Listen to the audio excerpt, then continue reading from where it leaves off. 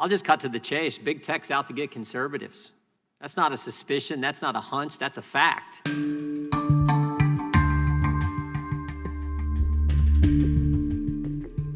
I experienced repeatedly the claim by Republicans, conservatives more broadly, that they were censored and suppressed on the main social media platforms.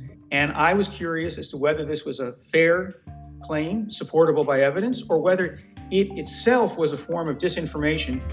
The establishment media, the fake media, they say, oh, there's no censorship in social media. That's all made up. That's all fake. You and I know that that's not true. You and I know the truth is that the social media giants would love to shut us down. Posts by conservative pages tend to get just as much, or in many cases, more engagement than comparable liberal pages. The relationship between conservatives and the main platforms definitely has an adversarial or antagonistic element to it. Part of that stems from the fact that conservatives figured out a while ago that that kind of rule-bending, bad boy approach is the way to get that kind of engagement. The density of misstatements, it's asymmetric. There's a bigger presence on the right. That helps explain why it's easier to find anecdotal instances of conservatives being sanctioned by the platforms. And I think if you examine these anecdotes, you tend to find that actually the people who faced some kind of sanction violated one or another of the rules. And in the case of conservatives, there's actually a pretty clear pattern.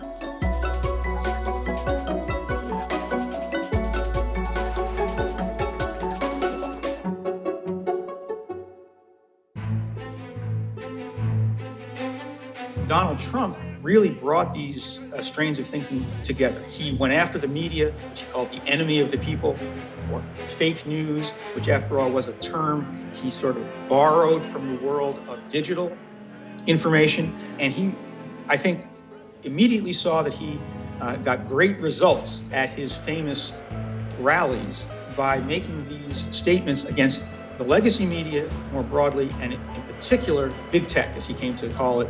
And his people responded.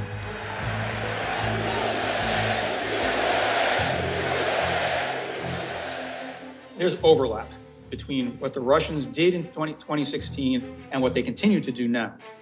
People who are engaged with this from Moscow and St. Petersburg pick up on things that are already online and try to amplify them. They go to Facebook and try to pull people back to their own disinformation websites. Yes, they favored Donald Trump in 2016, but their bigger goal was just to cause American society to be at odds with itself. In contrast, domestically generated disinformation is more often specifically partisan in nature. Some elements of it talk about civil war and talk about that kind of dissension.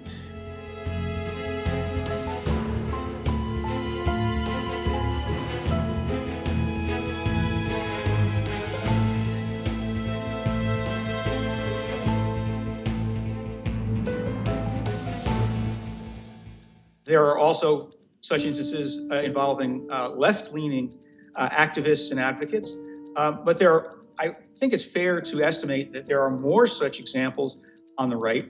The question is why that takes place. We've learned over time to get more engagement with material that provokes sharp emotions and particularly negative emotions, anger, fear, frustration, and there's a bigger flow of that coming from the right. That's their strategy. The radical left tries to blacklist you on social media. It's very hard to get out a message. They don't let the message get out. They think that any suggestion that they should tone it down or rethink things they've said is derivative of a denial of free speech, or is part of this new term that applies to almost everything people disagree with as cancel culture. But they are not obliged to publish your post. In fact, Facebook itself has a First Amendment right to superintend its platform.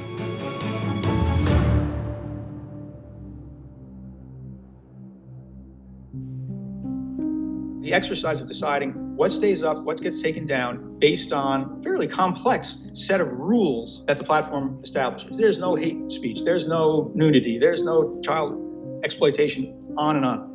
Certain types of falsehoods might get taken off altogether. The clearest case for removing disinformation is if it plausibly risks imminent physical harm to people.